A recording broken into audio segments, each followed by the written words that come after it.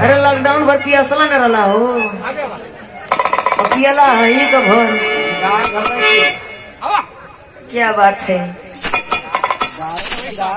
कोई कार्य करने से पहले अपने भगवान अपने आराध्य ईश्वर देवता के लोग भक्ति भाव अर्चना पूजा पाठ किया करते हैं। जैसे मैं बाबू हो कहल गल भैया मशीन वाले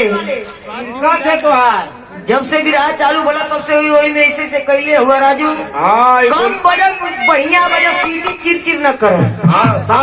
साफ बजे कोनो चीज हो साफ बजे।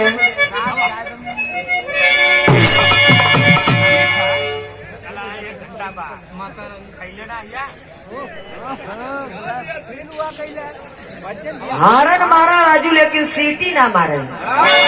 सीटी मरला बजाना ला न मार होले। हारन बजा के गाड़ी के बजाने से चल जाइबा, गाड़ी का हारन बजा के तो कहन की साइड मांगत रही।